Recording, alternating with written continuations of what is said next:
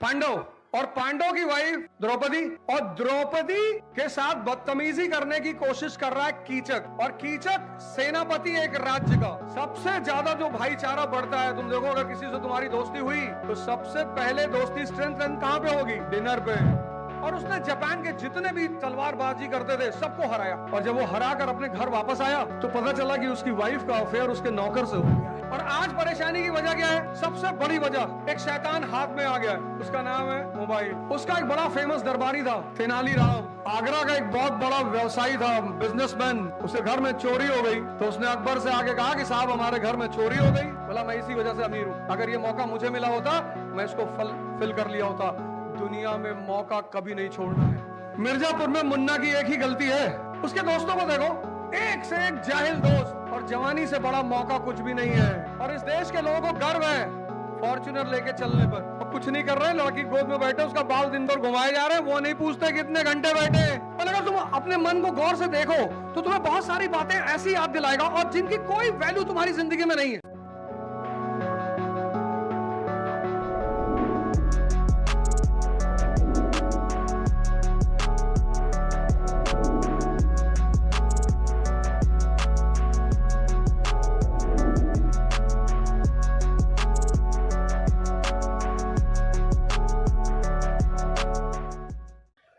पांच बातों की चर्चा करेंगे, और वो पांच बातें आज से लेकर आपके पूरे जीवन बहुत काम आने वाली है। मैं इस लाइन को फिर से रिपीट करूंगा, और मोबाइल में वीडियो शूट करने से ज्यादा है, अच्छा है आप मुझे सुन लें। मैं सारी वीडियो आपको अवेलेबल करा दूंगा, कोई टेंशन की बात नहीं है। लेकिन अगर आप यूट्यूबर हैं तो आप कंटिन्यू रखें। और मैं ये रिक्वेस्ट करूंगा पर्सनली सभी लोगों से, नहीं कोई जबरदस्ती नहीं है, जो शूट कर रहे हैं वो कर रहे हैं, कोई ऐसा थोड़ी है कि जबरदस्ती है। दुनिया में अगर सबसे प्यारी एजुकेशन पॉलिसी कहीं की थी तो वो थी इंडिया की। और इस एजुकेशन पॉलिसी ने इस देश के हिस्ट्री में इतने महान महान लोगों को जन्म दिया। दुनिया में एकमात्र हिस्ट्री है इंडियन हिस्ट्री, जहां पे जो हीरोज होते हैं, हीरो, ये बॉलीवुड हॉलीवुड की बात मैं नहीं कर रहा हूं, द रियल लाइफ हीरोज। और पंजाब की धरती तो अनगिनत हीरो की धरती है, अनगिनत। पंजाब की धरती दो चीजों के लिए बहुत फेमस। पहला, यह धरती फेमस है गुरुओं के लिए। आज मैं जिस इंस्टीट्यूट में हूं वो भाई गुरदास जी के नाम पे है। 17वीं सेंचुरी की एक बहुत ही महान हस्ती। आप में से कौन जो यहां पढ़ाई कर रहे हैं, किसको उनके बारे में सब कुछ थोड़ा बहुत पता है? ये क्वेश्चन सिर्फ स्टूडेंट्स लोगों के लिए है, और अगर जिस आपने जवाब दिया तो मेरी तरफ से आपको आईएएस के जीएस का कोर्स फ्री। सोचिए कितनी बड़ी अपॉर्चुनिटी आपके सामने, आपके कॉलेज का ही नाम है। मैं कोई अलग से क्वेश्चन नहीं पूछ रहा हूं, आपके कॉलेज का नाम है, और गूगल नहीं खोलना है, सिर्फ 1 मिनट का टाइम है, कोई गूगल नहीं करेगा। आपने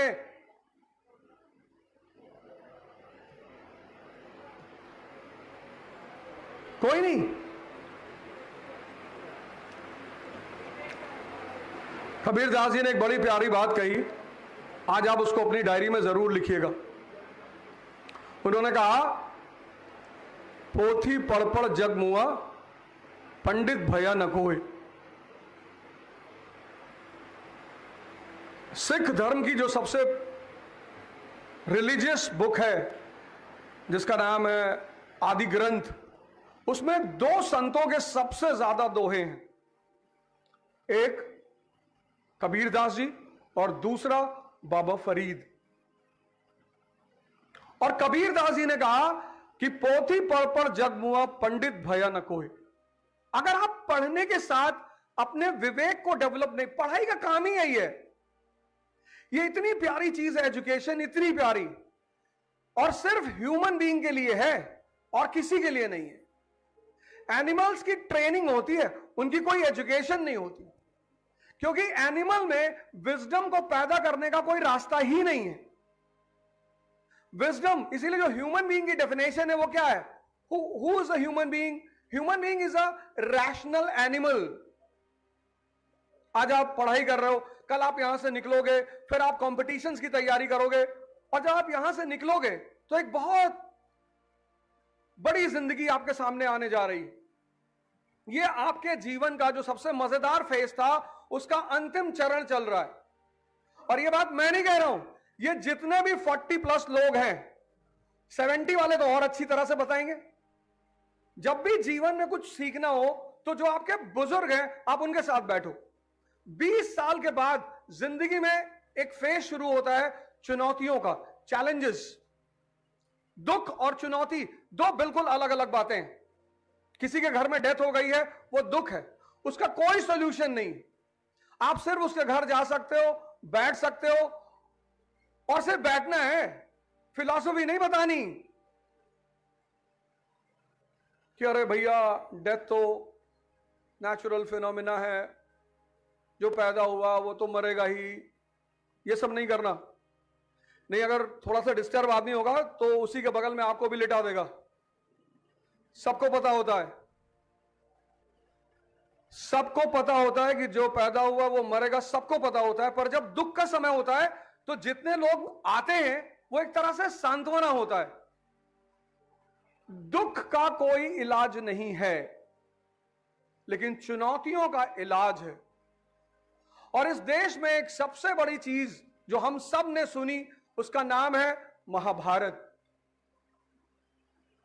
और ऐसा नहीं कि महाभारत एक बार हुई, हर व्यक्ति के जीवन में महाभारत है। हर व्यक्ति के, ऐसा कोई व्यक्ति नहीं जिसके जीवन में महाभारत ना हो। यहां जितने लोग बैठे हैं, सबकी अपनी अपनी चुनौतियां होंगी, सबके अपने अपने परेशानी होंगी, और बहुत सारी ऐसी बातें होंगी जो आप किसी से शेयर नहीं कर पाते होंगे। महाभारत एक ऐसी चीज है जो सबके जीवन में है, और इसलिए हम सब अर्जुन हैं। अगर अर्जुन को उस महाभारत से बाहर निकलना है तो उसे एक चीज तलाशनी होगी, और उस चीज का नाम है कृष्ण। कृष्ण यानी गुरु। गुरु गोविंद सिंह जी से मैं शुरुआत करता हूं। बहुत इतिहास में, मतलब गुरु मतलब हमारे देश में ईश्वर से बड़ा बड़ा स्थान है गुरु का। और फिर यह बात कबीरदास जी ने ही कही कि गुरु गोविंद तो खड़े काके लागू पाए, और बलिहारी गुरु आपने गोविंद दियो बताए। तो मैं गुरु गोविंद सिंह जी से इसको शुरू करता हूं। अब गुरु गोविंद सिंह जी ने बहुत सारे काम किए, बहुत बड़े बड़े काम किए, लेकिन एक काम जिसके लिए वो इतिहास में बहुत ज्यादा फेमस है, वह है खालसा का गठन, creation of Khalsa. Which year? 1699।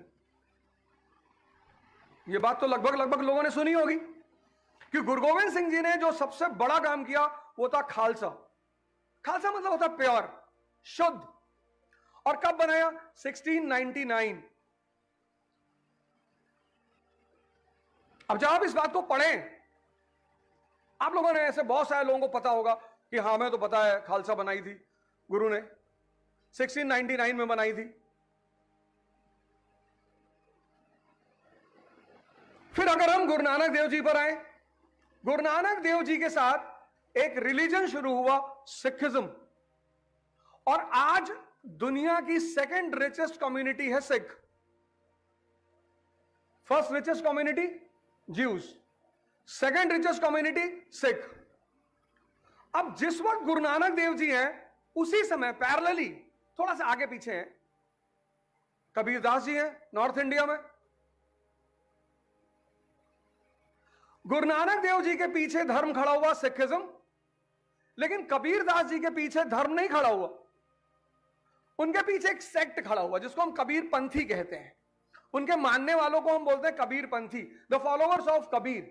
पर गुरु नानक देव जी के पीछे धर्म खड़ा हुआ सिखिज्म। तो कोई तो रीजन होगा ना। एक बड़ा प्यारा फॉर्मूला है विजडम, एक बड़ा प्यारा फॉर्मूला है, necessity is the mother of invention. कोई भी चीज तब जन्म लेती है जब उसकी आवश्यकता होती है। अब दो एग्जांपल्स मैंने आपको दिए। पहला example the birth of Sikhism as a religion, और दूसरा example the birth of Khalsa in 1699। और फॉर्मूला आपको पता है कि कोई भी चीज तब पैदा होगी जब उसकी आवश्यकता पैदा होगी।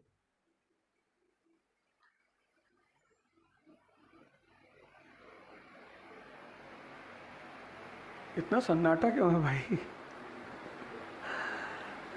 सारे लोग शांत हो गए एकदम से। इतना शांत थोड़ी हो रहा है, थोड़ा बहुत हलचल करते रहोगे तो अच्छा लगेगा, चिल्लाते उल्लाते रहोगे तो। इतना शांत आदमी हो जाएगा, वो भी बालकनी का बैठा हुआ, फिर बालकनी का टिकट लेने का फायदा ही क्या हुआ? जब बालकनी में बैठ के शांत हो रहा है। दो एग्जाम्पल्स मैंने दिए, दो। हाँ बहुत अच्छा, किसी ने ट्राई किया है।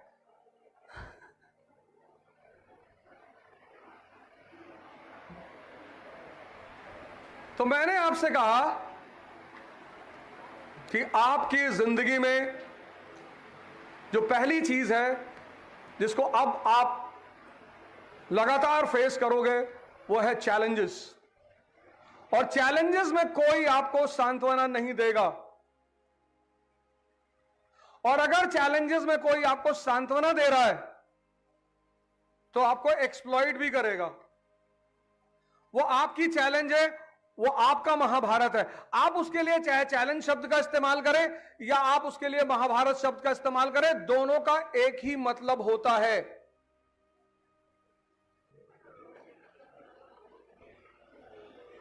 भाई woman is equal to God on earth. और अगर मैं कहूं कि वुमन मतलब भगवान, तो वो एग्जैगरेशन नहीं है। आजकल आप देख रहे हो बड़ी सारी इंसिडेंट्स हो रही हैं, बड़ी सारी इंसिडेंट्स हो रही हैं। कोई किसी को मार दे रहा है, कोई किसी को मार दे रहा है। अब वुमन का जो सबसे बड़ा रोल है, शी इज अ क्रिएटर, भगवान क्रिएटर है, वो भी क्रिएटर है। और सबसे बड़ी सैक्रिफाइस उसकी ये है वुमन की कि वो अपना घर छोड़कर आती है। 25 साल में शादी हुई, 20 साल में शादी हुई, 30 साल में शादी हुई, और जब शादी हुई उसने अपना घर छोड़ दिया, अपने मां बाप छोड़ दिए, भाई छोड़ दिया, परिवार छोड़ दिया, फैमिली छोड़ दिया, आपके साथ चली गई। और जब आपके साथ चली गई, आप लगा रहे हैं फेयर एंड हैंडसम,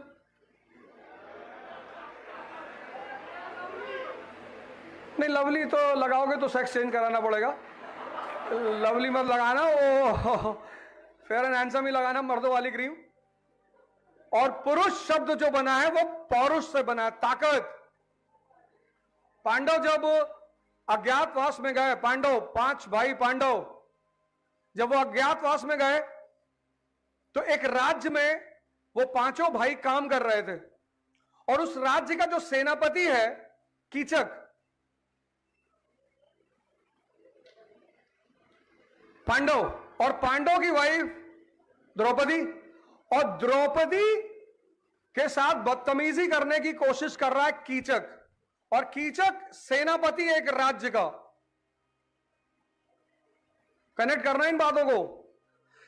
कीचक सेनापति एक राज्य का और भीम की पत्नी के साथ बदतमीजी करने की कोशिश कर रहा है, और भीम ने कीचक को मार डाला, किसी राज्य के सेनापति को।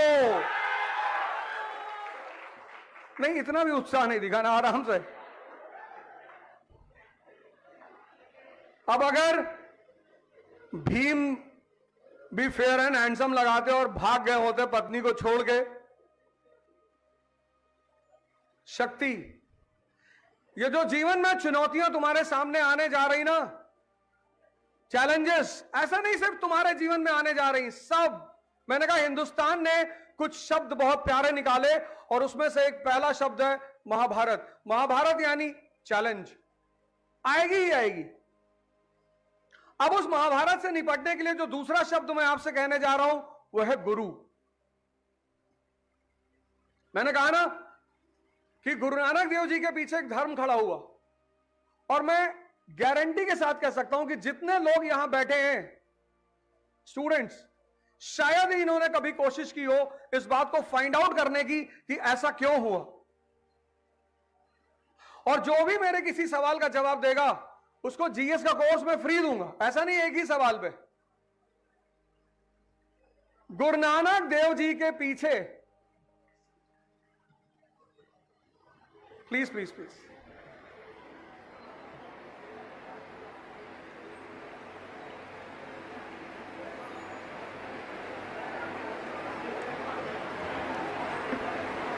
तो मेरा अगला सवाल फिर यही था कि गुरु नानक देव जी के पीछे पंजाब में एक धर्म खड़ा हुआ जिसको हमने सिखिज्म कहा, और मैंने कहा कि यहां जितने स्टूडेंट्स बैठे शायद इन्होंने कोशिश की हो इस बात को पता करने के लिए कि ऐसा क्यों हुआ पंजाब। आज मैं बताता हूं, और इस अप्रोच को आपको आज से अडॉप्ट करना है।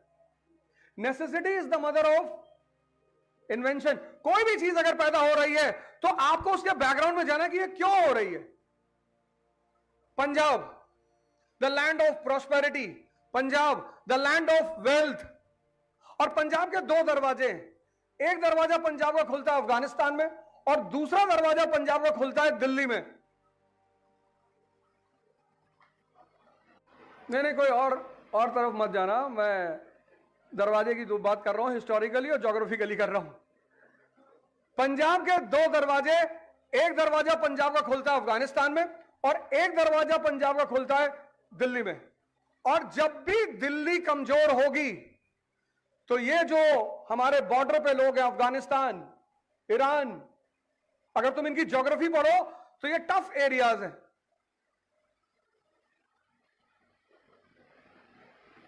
अफगानिस्तान का मतलब स्लम एरिया, और स्लम एरिया के बगल में आपने मकान बना रखा है 40 एकड़ में, और 20 मर्सिडीज हैं आपके पास, और 15 रोल्स रॉयस हैं, 2 चॉपर है, एक ट्रेन भी आपकी चलती है कैंपस में ही। अरे 40 एकड़ में तो चली जाती है यार। तो आपके कैंपस में एक ट्रेन चलती है, आपके पास 15 रोल्स रॉयस हैं, 20 मर्सिडीज है, और 40 एकड़ का आपका मकान है, और आप वेल्दी आदमी है, लेकिन आपके मकान के चारों तरफ स्लम एरिया है। तो जिस दिन आप कमजोर पड़ेंगे, ये स्लम एरिया के लोग आपके मकान के अंदर कूदेंगे आपको लूटने के लिए। इसलिए जब जब दिल्ली कमजोर पड़ा, मौर्यन एम्पायर, एंशिएंट पीरियड में, जैसे ही मौर्यन एम्पायर डिक्लाइन हुई, तुम देखोगे भारत पर हमला हो रहा है। शक, कुषाण, ये सारे भारत की तरफ आए। जैसे तुम देखो गुप्ता एम्पायर कोलैप्स हुई, तुरंत हूड़, एक कम्युनिटी है वो भारत की तरफ आ रही लूटने के लिए। Punjab is a land of wealth and prosperity, और पूरा India is a land of wealth and prosperity. फिर तुम मेडिवल इंडिया में देखोगे, जैसे ही सेंटर कमजोर हुआ, महमूद गजनी, और जब भी कोई आदमी वेस्ट की साइड से इंडिया में एंटर करता था तो उसका गेट क्या है? पंजाब।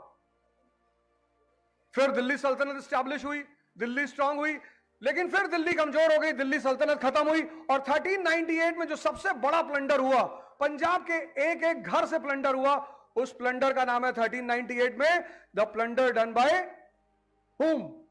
तैमूर लेम। नाम सुना है ना? तो पंजाब के दो दरवाजे, एक अफगानिस्तान में खुलता है, एक दिल्ली में खुलता है, और जब भी दिल्ली कमजोर होगा तो अफगानिस्तान की तरफ से लोग एंटर करेंगे और भारत को लूटेंगे, और उसमें सबसे पहला विक्टिम कौन होगा? पंजाब होगा। तो गुरु नानक देव जी ने एक नारा दिया, एक ओंकार सतनाम, कि हम सारे लोग एक परमात्मा की संतानें हैं। Social unity leads to social strength. तुम सिखिज्म के सारे प्रिंसिपल्स देखो, एक ओंकार सतनाम, सबका, सब एक मालिक की संतान है। लंगर, सबसे ज्यादा जो भाईचारा बढ़ता है, तुम देखो अगर किसी से तुम्हारी दोस्ती हुई तो सबसे पहले दोस्ती स्ट्रेंथ कहां पे होगी? डिनर पे। भाईचारा को स्ट्रेंथन करने का जो सबसे पहला माध्यम है वो है भोजन, लंगर। और लंगर के, गुरुद्वारे के लंगर में ना तो किसी की जाति, ना किसी का धर्म, ना किसी का क्षेत्र, कुछ भी नहीं पूछा जा सकता। और ये सारे सिद्धांत, ये सारे प्रिंसिपल, इनका ऑब्जेक्टिव क्या है? समाज को मजबूत करना, कि अगला अगर कोई हमला हो तो हम उस हमले को देख सकें, अपने आप को संभाल सकें। अब हमें दिल्ली के भरोसे नहीं रहना है। अगर दिल्ली कमजोर भी हो जाए तो हमें अपने बल पर इन विदेशी आक्रमण का सामना करना है। और फिर 1699, गुरु गोविंद सिंह साहब, 1699 वो समय है जब मुगल एम्पायर कमजोर हो रही है। औरंगजेब है लेकिन डेक्कन में है। और फिर खतरा किस पे मंडरा रहा है? पंजाब पे। और फिर पंजाब की रक्षा के लिए, धर्म की रक्षा के लिए गुरु गोविंद सिंह जी किसका निर्माण करते हैं? खालसा का। गुरु का सिर्फ एक काम है, वो पढ़ाएगा नहीं। पढ़ तो रहे हो आप यहां पे, इतने बड़े बड़े टीचर्स, प्रोफेसर आपके साथ यहां पे आप पढ़ रहे हैं। गुरु का सिर्फ एक काम है, दिशा देना। जापान में एक बड़ा फेमस समुराई हुआ। समुराई मतलब वॉरियर प्लस सेंट, मतलब एक साथ दोनों, मतलब सन्यासी भी और वॉरियर भी। उसको बोलते थे समुराई। आज आप क्लास के बाद, इस ओरिएंटेशन के बाद मोबाइल में ओपन करना, समुराई टाइप करना, और पंजाब के कल्चर की जो सबसे बड़ी चीज है वो समुराई। और पंजाब में एक बहुत बड़ा समुराई हुआ, यमगाता नाम है ये। जैसे हमारे यहां नाम है, ऐसे उनके यहां नाम है यमगाता, बहुत बड़ा समुराई। और उसने जापान के जितने भी तलवारबाजी करते थे सबको हराया। और जब वो हराकर अपने घर वापस आया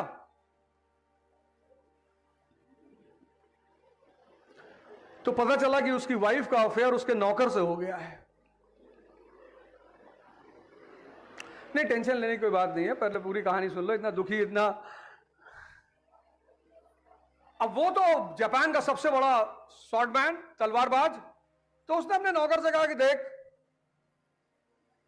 आज तुझे मुझसे तलवारबाजी करनी है, शाम को दोनों तलवार लड़ेंगे, और अगर तू जीत गया तो ये सारी संपत्ति, मेरा मकान, मेरी पत्नी, सब तेरे, और मैं तेरे यहां नौकरी करूंगा। नौकर ने कहा कि मालिक, आप इस देश के सबसे बड़े तलवारबाज हो, मैंने आज तक कभी तलवार उठाई नहीं, तो आप सीधे सीधे मार डालो। ये शर्त रखने से फायदा ही क्या है? आप एक काम करो, आप मुझे मारना चाहते हो, आप मार ही डालो।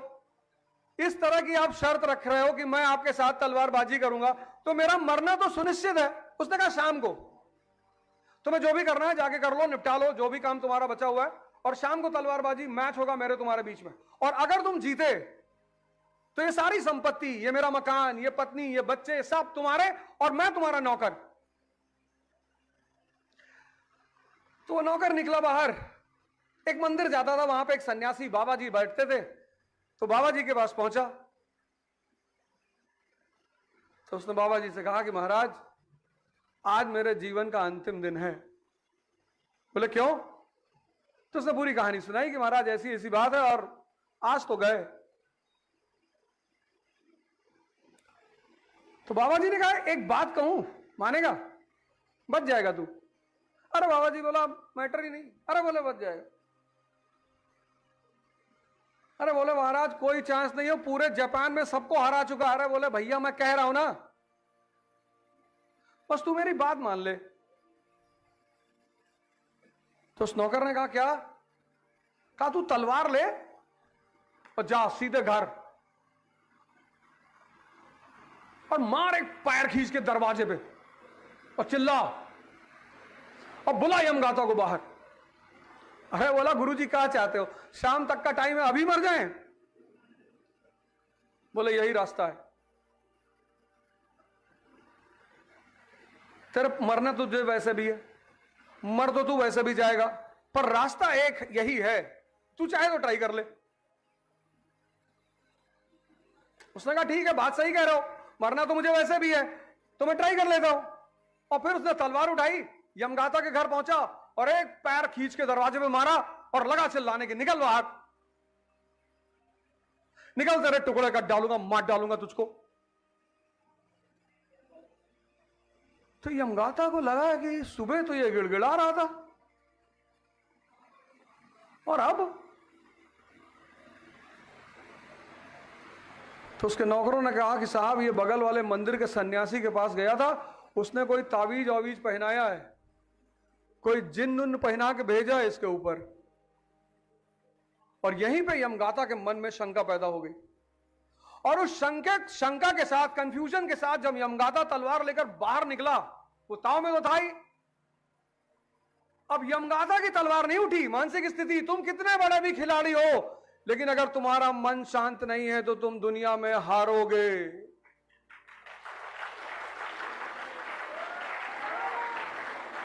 यहां कोई फर्क नहीं पड़ता, यहां कोई फर्क नहीं पड़ता, क्योंकि एजुकेशन के साथ जो चीज जुड़ी हुई है, जो सबसे ज्यादा कीमती है, उसका नाम है wisdom. Education without wisdom creates parrots, and parrots never attain nirvana. शिक्षा के, विजडम के बिना, विवेक के बिना एजुकेशन सिर्फ तोतों को पैदा करती है, चतुर्लिंगम की तरह। चतुर्लिंगम याद है ना, 3 इडियट का? बलात्कार, चमत्कार का बलात्कार कर दिया था उसने, और तुम्हारे जैसे लोग पीछे बैठकर और ताली बजा रहे थे। उसको इतना मजा आ रहा था, उसको लग रहा था कि मैं बहुत अच्छा बोल रहा हूं, और कह रहा है इन्होंने इतने बलात्कार पे बलात्कार किए। और वो पीछे लाइब्रेरियन कह रहा है सर बोल ये रहे, शब्द मेरे हैं, गलत आदमी का एडवाइजर नहीं बनना चाहिए, नहीं बहुत दुर्दशा होती है। वो लाइब्रेरियन गलत, दुर्योधन का एडवाइजर बन गया। वो लाइब्रेरियन दुबे जाके उससे कहता है चतुर्लिंगम से कि मैं बताता हूं इसमें क्या लिखा है। कहता नहीं जानना दुबे जी, रट लिया है। रटने से दुनिया चलती है।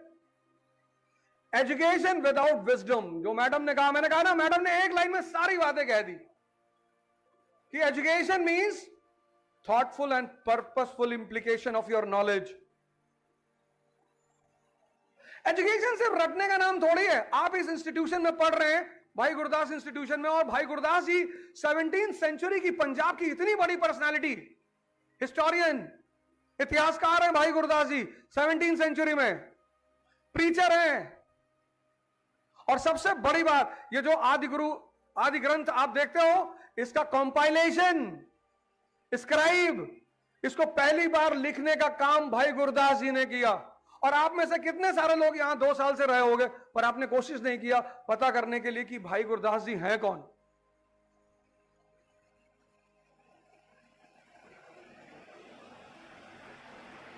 नॉलेज एक दिन में थोड़ी आती है कि तुम सोचते हो एक दिन में पता कर लेंगे, मतलब ही नहीं।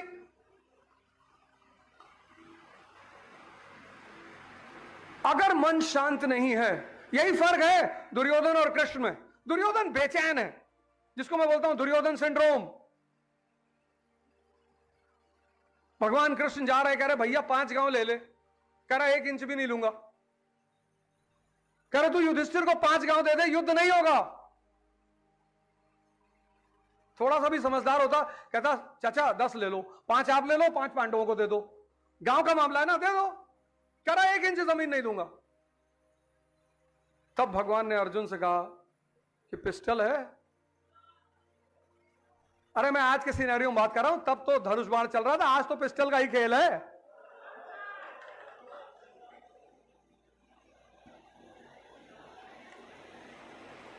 और यमगाता, इससे पहले कि यमगाता संभलता, उसके नौकर ने इतना तेज शॉट मारा, तलवार नीचे गिर गई।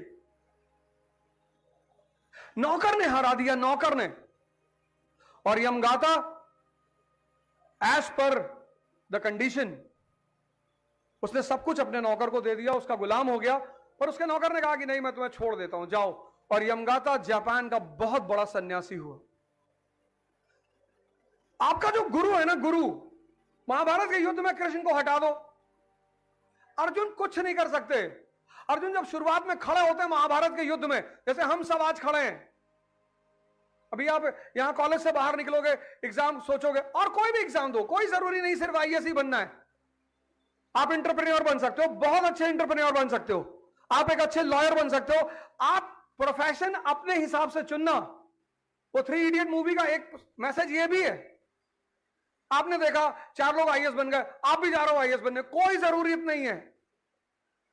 ऐसा नहीं कि आईएएस नहीं बनोगे तो आपकी जिंदगी नहीं चलेगी। आप एक अच्छे टीचर बन सकते हो, आप एक अच्छे प्रोफेसर बन सकते हो, साइंटिस्ट बन सकते हो, एंटरप्रेन्योर बन सकते हो। आज इस देश को आईएएस से भी ज्यादा जिसकी जरूरत है वो है एंटरप्रेन्योर्स, बिजनेसमैन। 1,50,50,000,000 लोग इस देश में हैं। हमको मार्केट ढूंढने के लिए बाहर नहीं जाना, हमारे लिए मार्केट घर में ही है। बिजनेस के लिए 2 सबसे बड़ी रिक्वायरमेंट्स होती हैं, एक मार्केट, दूसरा रॉ मटेरियल, और दोनों इंडिया के पास है। आज इंडियन करेंसी को देखो, कमजोर होती जा रही है, प्रोटीन मिल ही नहीं रहा, कार्ब ही नहीं। और किसी भी करेंसी का प्रोटीन क्या है? एक्सपोर्ट। आपकी कंट्री जितना ज्यादा एक्सपोर्ट करेगी उतना ज्यादा आपके पैसे को प्रोटीन मिलेगा। और हम चलो हवाई जहाज नहीं बना सकते, कोई बात नहीं, कॉर्नफ्लेक्स तो बना सकते हैं। अर्जुन, जैसे आप परेशान हो ऐसे अर्जुन भी परेशान है, तो कृष्ण ने कहा तुम टेंशन मत लो, मैं बताऊंगा ना। ये भीष्म पितामह, कोई टेंशन लेने की जरूरत नहीं, शिखंडी को खड़ा कर दो। This is the role of guru in the life. तो पहली चीज मैंने डिस्कस की, चैलेंज सबके सामने है, लेकिन उस चैलेंज से निपटने के लिए जो दूसरी चीज की आपको जरूरत है वह है गुरु। और भारत देश है गुरु का। यह देश कभी गुलाम नहीं हुआ था, कभी। इस देश के लोग कभी परेशान नहीं हुए थे जितना आज परेशान है। आज का जो डिप्रेशन रेट है यूथ का, और आज परेशानी की वजह क्या है? सबसे बड़ी वजह, एक शैतान हाथ में आ गया है, उसका नाम है मोबाइल। और मोबाइल एक ऐसी चीज है, कम से कम टीवी आप वॉशरूम में लेके तो नहीं जाते थे।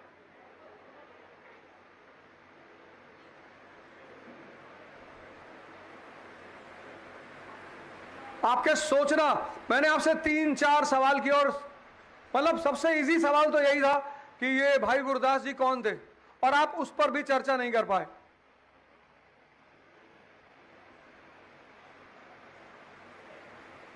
जब अंग्रेजों का शासन हुआ इस देश में, तो सबसे बड़ी बात जो उन्हें क्लिक की वो यही थी कि यार इस देश में ऐसा क्या खास बात है कि इस देश को, जो भी इस देश में आया वो इस देश का हो गया। अंग्रेजों को छोड़कर जितने भी लोग इस देश में आए सब इस देश के हो गए, सिर्फ अंग्रेज इस देश के नहीं हुए। क्यों? क्योंकि उन्होंने एक बहुत बड़ा काम किया, भारत की एजुकेशन सिस्टम को चेंज कर दिया।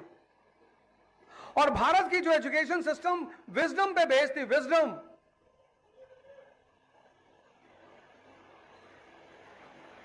साउथ का एक बड़ा फेमस राजा हुआ कृष्णदेवराय, नाम सुना है? नहीं सुना? उसका एक बड़ा फेमस दरबारी था तेनालीराम, इसका तो नाम सुना ही होगा। तेनालीराम बहुत फेमस, जैसे बीरबल नॉर्थ इंडिया में फेमस है, अकबर बीरबल, ऐसे तेनाली रमन नाम है पूरा, लेकिन हम शॉर्ट फॉर्म में तेनालीराम ही कहते हैं। तो एक बार कृष्णदेव राय के दरबार में एक बहुत बड़ा विद्वान आया, और उसने कृष्णदेव राय से कहा कि राजा साहब, मुझे 30 लैंग्वेजेस आती हैं, 30, और पूरी 30 लैंग्वेजेस मैं ऐसे बोलता हूं कि आज तक कोई ये नहीं बता पाया कि मेरी मदर टंग क्या है। जैसे हम 1-2 लैंग्वेजेस जानते हैं, अपनी बात कर रहा हूं मैं, 3 लैंग्वेज जानता हूं, संस्कृत, इंग्लिश, हिंदी। आप भी 2-3 जानते होंगे, इंग्लिश, पंजाबी, हिंदी, ऐसे 2-3 लैंग्वेजेस आप भी जानते होंगे। और जब आप मदर टंग के अलावा कोई भी लैंग्वेज बोलते होंगे तो आपका जो एसेंट है, जैसे पंजाब का आदमी जब इंग्लिश बोलेगा तो उसका पंजाबी एसेंट आएगा ही आएगा। ब्रिटेन का आदमी इंग्लिश बोलेगा, ब्रिटिश एसेंट। अमेरिका का आदमी बोलेगा, अमेरिकन एसेंट। तो उस विद्वान ने कहा कि मैं 30 लैंग्वेजेस जानता हूं और कोई भी आज तक बता नहीं पाया कि मेरी मदर टंग क्या है। और मैं आपको और आपके पूरे दरबार को चैलेंज करता हूं कि आपके दरबार में भी कोई नहीं बता पाएगा। कृष्णदेव राय ने कहा यार ये तो बड़ी बेइज्जती की बात है यार। दरबारियों ने कहा साहब कैसी बात कर रहे हैं, एकदम बताएंगे, कल से बुलाइए इसको। उसने कहा सुनो, ऐसे नहीं, हर दिन अगर मैं जीता तो तुमको 10 लाख सोने के सिक्के देने होंगे, 10 लाख। और जिस दिन तुम जीतोगे मैं सब वापस कर दूंगा और अपनी तरफ से 10 लाख रुपए और दूंगा। कृष्णदेव राय का डन, खेल की तरह खेलेंगे, सट्टा लगाएंगे। और दूसरे दिन वो आया और उसने 30 लैंग्वेजेस बोली और दरबारी बता नहीं पाए। और ये 10 दिन तक चलता रहा, 10 डेज। 1 करोड़ सोने के सिक्के जीत गया, राजा की तिजोरी खाली होने लगी, कृष्णदेव राय की हालत खराब।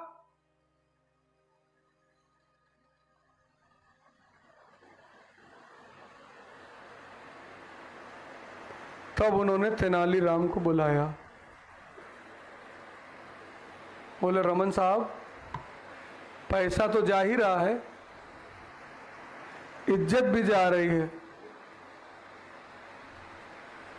और कल आपको बताना होगा इस आदमी की मदर टंग क्या, और नहीं बताए तो फांसी। पहले राजा महाराजा सीधे यही कहते थे, फांसी। तेनालीराम ने कहा सरकार, अरे नहीं, बोले बताना पड़ेगा, कल का टाइम तुम्हारा है।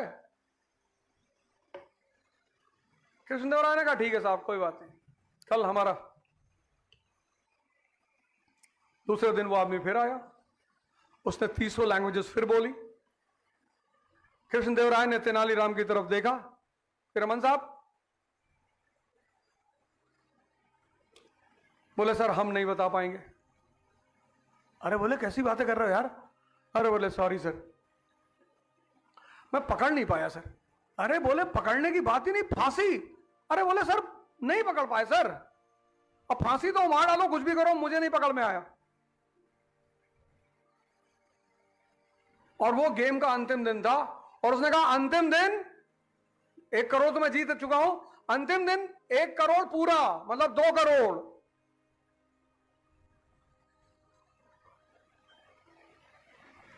तो कृष्ण राय ने कहा कि जाओ। जैसे वो चला और सीढ़ियों पे पहुंचा, वो सीढ़ियों से उतरा, तेनालीराम ने उसे धक्का दे दिया, गिर पड़ा। वो गिरते ही उसने, जैसे ही वो गिरा,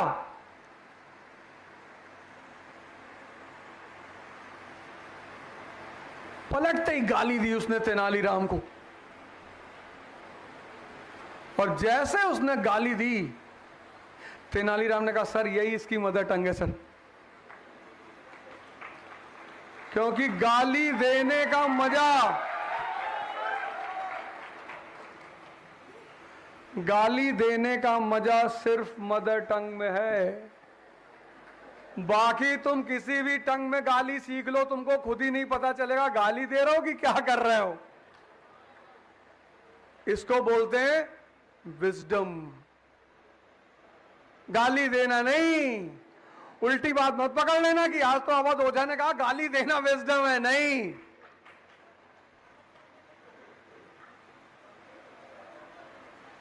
आगरा का एक बहुत बड़ा व्यवसायी था, बिजनेसमैन, उसके घर में चोरी हो गई। तो उसने अकबर से आके कहा कि साहब हमारे घर में चोरी हो गई, और तिजोरी तक कोई पहुंच ही नहीं सकता मेरे घर के लोगों के अलावा। यानी चोरी अगर किसी ने की तो वो घर का ही आदमी है। अकबर ने कहा यार जब भी मैं फंसता हूं जिंदगी में तो मैं, ये मेरा एक आदमी है बीरबल, इसी को भेजता हूं, तो मैं तो नहीं जानता, तुम इसको ले आओ। तो अकबर ने पूछा बीरबल से कि बीरबल, उसने कहा साहब पकड़ लेंगे चोर को, कोई दिक्कत नहीं है, भेजा, जाओ। बीरबल ने सबको बुलाया, जितने लोग घर में थे, परिवार के लोग, नौकर, सबको बुलाया और सबको एक स्टिक दी, इतनी बड़ी 6 इंच की स्टिक दी सबको। बोला ये मैजिकल स्टिक्स हैं, कल आना लेके, और जिसने भी चोरी की होगी उसकी 2 इंच स्टिक बढ़ जाएगी, ये 8 इंच की हो जाएगी, जाओ। और दूसरे दिन जब सब इकट्ठा हुए और सबकी स्टिक चेक हुई, तो एक आदमी की स्टिक 2 इंच टूटी हुई थी। बीरबल ने कहा बस यही चोर है, क्योंकि उसको लगा कि 2 इंच बढ़ेगी तो मैं 2 इंच तोड़ देता हूं, जितनी बढ़ेगी 6 इंच ही रहेगी। इसको बोलते हैं विजडम। अगर ये किसी स्कूल में, किसी कॉलेज में, किसी विश्वविद्यालय में दी जाती तो इस दुनिया में अमीर हमेशा अमीर रहते और गरीब हमेशा गरीब रहते, क्योंकि विजडम एक ऐसी चीज है जो परमात्मा के हाथ में है। बल बुद्ध विद्या देहु मोय हरहु कलेश विकार। परमात्मा से गाड़ी नहीं मांगी जाती, विवेक मांगा जाता है, विवेक।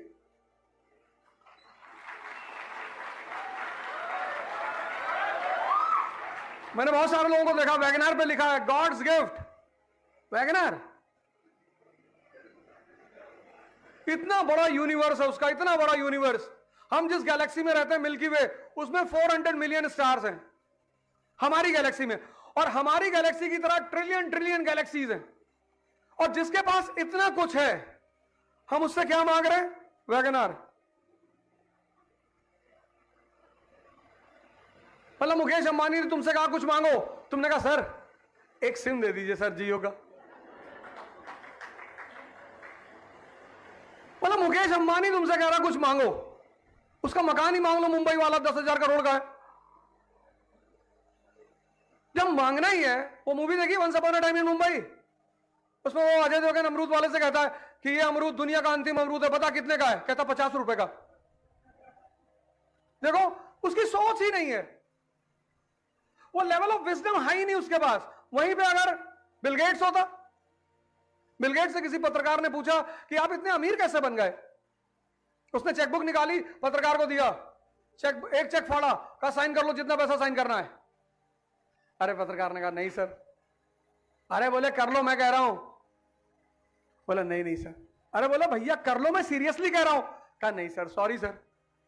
बोला मैं इसी वजह से अमीर हूं, अगर ये मौका मुझे मिला होता मैं इसको फिल कर लिया होता। दुनिया में मौका कभी नहीं छोड़ना है।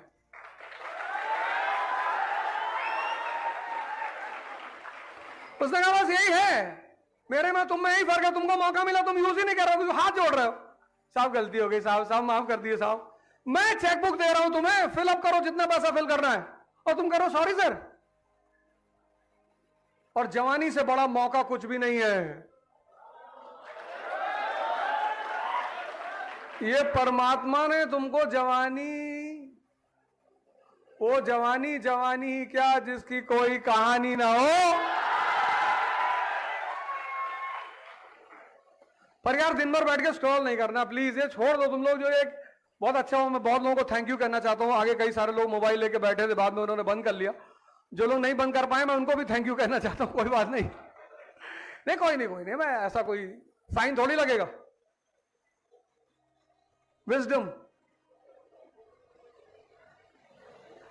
पहली चीज, चैलेंज तुम्हारी जिंदगी का हिस्सा है, यानी महाभारत। आज जाके डायरी में लिख लेना, तुम सबको वो महाभारत फेस करनी है।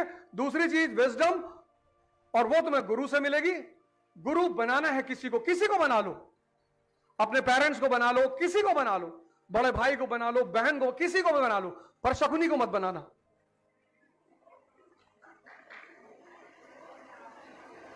मिर्जापुर में मुन्ना की एक ही गलती है,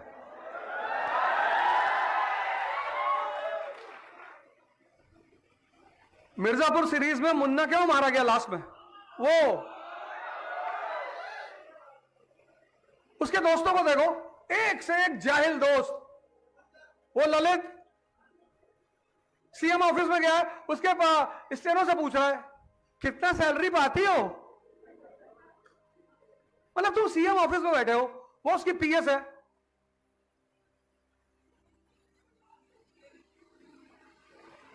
भाई तुम्हारा फादर इतना अच्छा आदमी है, इतने अच्छे डिसीजन लेता है, तो उन्हें पिता से पूछो। एक गुरु बना लो, पर वो कृष्ण जैसा होना चाहिए।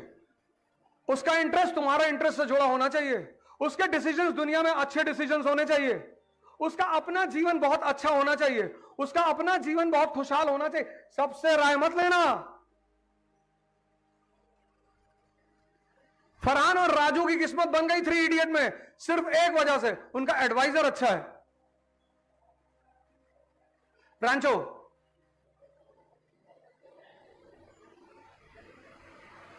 और तीसरी चीज है एजुकेशन। एजुकेशन का काम ही है विजडम पैदा करना। एजुकेशन नौकरी करने के लिए नहीं है। नौकरी हम करते हैं वो बहुत अच्छी बात है, कोई दिक्कत नहीं है, हमने भी की, जीवन का 25 साल नौकरी की, कोई दिक्कत नहीं, पर एक विजन के साथ की। मैंने अपने जीवन के 25 साल नौकरी की, कोई बुरा काम नहीं नौकरी करना, बहुत अच्छा। एपीजे कलाम नौकरी की, डॉक्टर अंबेडकर नौकरी की।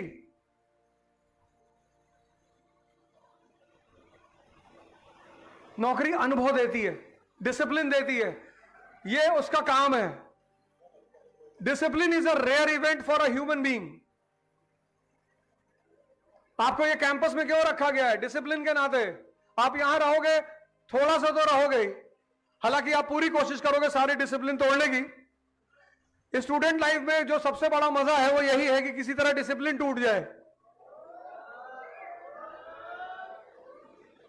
और उसमें 2-4 दोस्त होते हैं जो इस बात के लिए प्रवोक कहते हैं, तुम टीचर से डरते हो।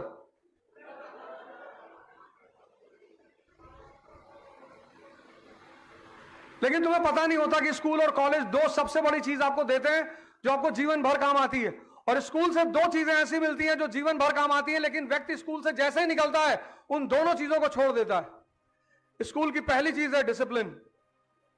98% लोगों के पास डिसिप्लिन नहीं होती और इसीलिए वो नौकर होते हैं। नौकर मतलब जिसको जबरदस्ती डिसिप्लिन में रखा जाए।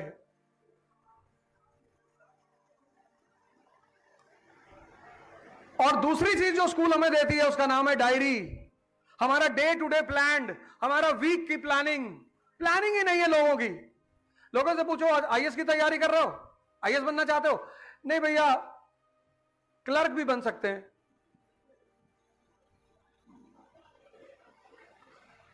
आप भी कंफर्म ही नहीं है कि at the end of the day करना क्या है। जैसे आप मान लो मेरी तरह, मैं मिडिल क्लास फैमिली से आता हूं, मुझे पता था मेरे फादर रिटायर हो जाएंगे, फिर मुझे कोई पैसा देने वाला नहीं होगा, तो इससे पहले वो रिटायर हो मैंने इनकम की व्यवस्था कर ली।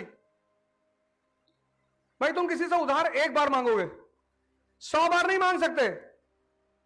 रिलेटिव्स हैं, फ्रेंड्स हैं, वो एक बार तुम्हारी मदद कर देंगे, पर हर दिन, हर महीने, हर साल वो नहीं कर पाएंगे। तो अगर तुमको भी लगता है कि यार आज से 2 साल बाद मेरे फादर रिटायर हो जाएंगे, मेरा सोर्स ऑफ इनकम नहीं रहेगा, और बिना सोर्स ऑफ इनकम तुम सर्वाइव कैसे करोगे?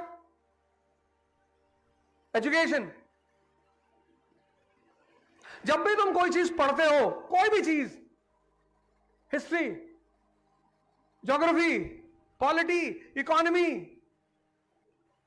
यहां जितने लोग बैठे हैं, अगर मैं एक और सवाल करूं कि किस डेवलपमेंट की वजह से भारत नेशन बना, तो शायद ही आप में से कोई बता पाएगा। Today India is a nation.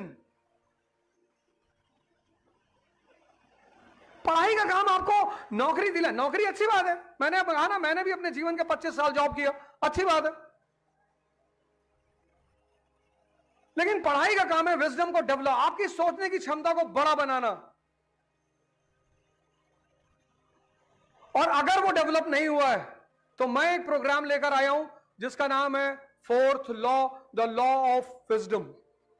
3 महीने का प्रोग्राम है, 3 months, और 6 क्लासेस होंगी। उसमें 2 क्लासेस टेक्स्ट बुक पे बेस्ड होंगी। टेक्स्ट बुक पे आपको मैं 6th की एनसीईआरटी दूंगा, क्लास 6th की, और गारंटी के साथ कि आप क्लास 6 की एनसीईआरटी में देने के बाद जब आपका टेस्ट होगा तो आप किताब रखने के बाद भी 5 क्वेश्चन के आंसर नहीं दे पाओगे,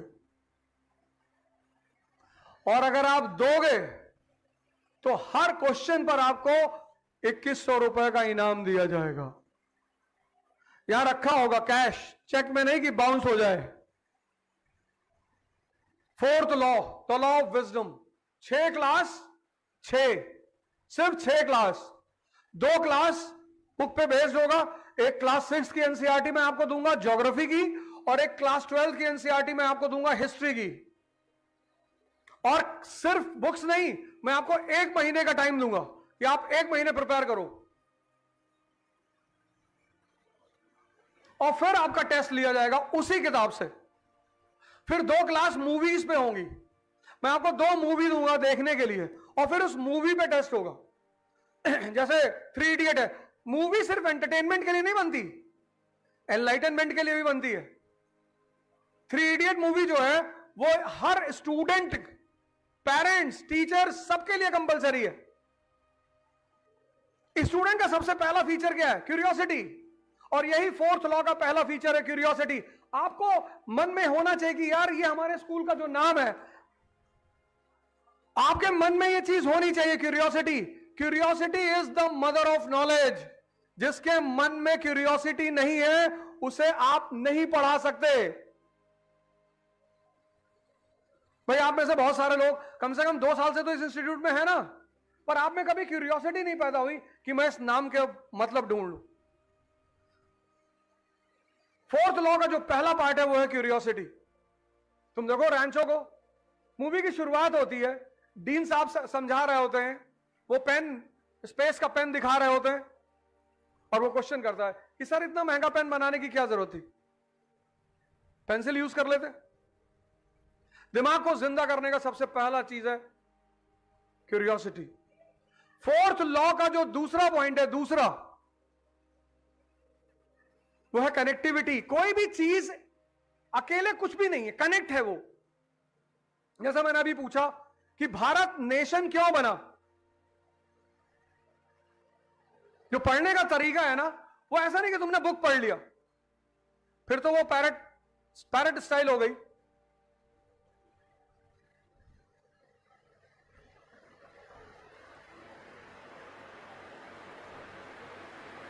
कनेक्टिविटी। आज अमेरिका किसके नाम से, कौन सी चीज है जो अमेरिका को सबसे ज्यादा दुनिया में इस वक्त फेमस कर रखी है? उसका फोन, एप्पल। जब भी एप्पल का नाम आएगा तुरंत एक कंट्री का नाम क्लिक करेगा, यूनाइटेड स्टेट्स ऑफ अमेरिका। जैसे ही वन प्लस का नाम आएगा वैसे ही कंट्री का नाम, चाइना। जैसे ही सैमसंग का नाम आएगा वैसे ही कंट्री का नाम क्लिक करेगा, साउथ कोरिया। लेकिन पाकिस्तान का कोई प्रोडक्ट है दुनिया में? 3 कंट्रीज एक साथ पैदा हुई, चाइना, इंडिया, पाकिस्तान, 3। और आज चाइना रेस में है यूनाइटेड स्टेट्स ऑफ अमेरिका के साथ कि I am the next world power. किसकी वजह से? इंडस्ट्रियल रेवोल्यूशन की वजह से। अगर एप्पल को कोई टक्कर दे रहा है तो वन प्लस को। ये जो लड़ाई होने जा रही है ये अमेरिका और यूएस की लड़ाई नहीं है, ये एप्पल और वन प्लस की लड़ाई है। पूरी दुनिया पे अमेरिका का कब्जा है। चाइना कहता है अब ये पूरी दुनिया मेरी, क्योंकि इंडस्ट्रियलाइजेशन की ऑक्सीजन क्या है? रॉ मटेरियल और मार्केट। और आज पूरी दुनिया का रॉ मटेरियल और मार्केट किसके कब्जे में है? अमेरिका के कब्जे में है। तो अब अमेरिका, चाइना को एज अ इकोनॉमिक पावर अगर सर्वाइव करना है तो वो मार्केट एप्पल से छीननी पड़ेगी। कनेक्टिविटी। बोले मार्स पे भेजी है, नासा ने कहा मार्स पे, बोले हाँ। और फिर 2 दिन बाद बताया कि मार्स पे पानी है, बड़ी बड़ी वाटर बॉडीज हैं, उसमें व्हेल है, ऑक्टोपस है, शार्क है। नासा ने कहा अच्छा, हम पिछले 40 साल से मार्स पे पानी नहीं खोज पाए और तुम्हारी सैटेलाइट 2 दिन में पहुंच गई और वाटर बॉडीज खोज लिया उसने। तो नासा ने कहा पता करो इनकी सैटेलाइट कहां है। पता लगा अरेबियन सी में गिरी है। पाकिस्तान को I=I का कॉन्सेप्ट समझ में नहीं आया। ये जितने भी नेशन तुम देख रहे हो आज मॉडर्न, जापान, अगर तुम जापान का नाम याद करोगे तुरंत एक कंपनी का नाम याद आएगा, टोयोटा। और इस देश के लोगों को गर्व है फॉर्च्यूनर लेके चलने पर। अपनी बात भी मैं कर रहा हूं, वो गाड़ी है ही है इंडिया के टेरेन के लिए, कहीं भी लेके चले आओ। अरेबियन सी में इधर से उतारोगे उधर से दुबई में निकलेगी, वो इतनी जबरदस्त गाड़ी है। वो भारत की टेरेन के, भारत की जो सड़कें हैं जो बम मारती हैं उसके लिए है ही है। जैसे ही तुम कंट्री का नाम लोगे वैसे तुम्हें कंपनी का भी नाम याद आएगा। अगर तुमने जापान का नाम लिया टोयोटा, अगर तुमने जापान का नाम लिया सोनी, आज जितने भी नेशंस हैं उन कंट्रीज के नाम के साथ उनके ब्रांड्स भी जुड़े हुए हैं। यही बगल में एक मॉल है, मेरे ख्याल से 2-2.5 किलोमीटर की दूरी पे है, वहां पे जाओ, KFC, Subway, Starbucks, Levi's, Cantabil, कॉब, कनेक्टिविटी। फोर्थ लॉ में जो दूसरी चीज मैं आपको सिखाऊंगा वो है कनेक्टिविटी।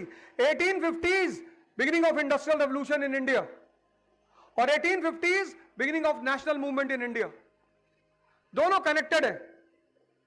जहां इंडस्ट्रियल रेवोल्यूशन हुआ वहीं नेशन पैदा हुआ। तो पहला क्यूरियोसिटी, दूसरा कनेक्टिविटी और तीसरा कॉन्सेप्ट।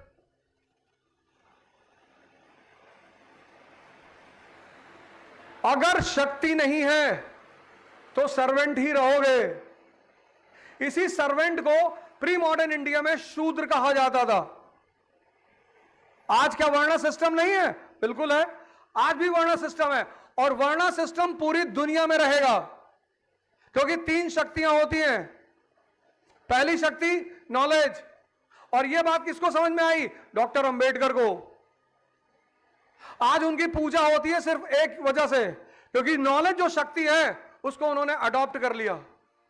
संविधान सभा में सिर्फ एक आदमी ऐसा था जो उनसे बहस करता था, उसका नाम था मिस्टर बीवी राव। इतनी नॉलेज थी डॉक्टर बी आर अंबेडकर को।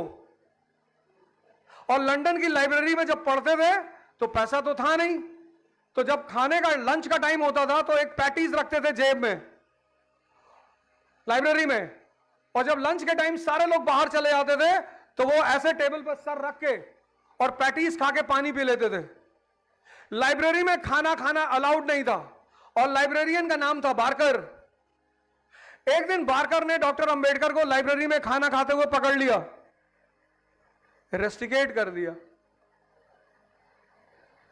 कहा कल से तुम लाइब्रेरी नहीं आओगे।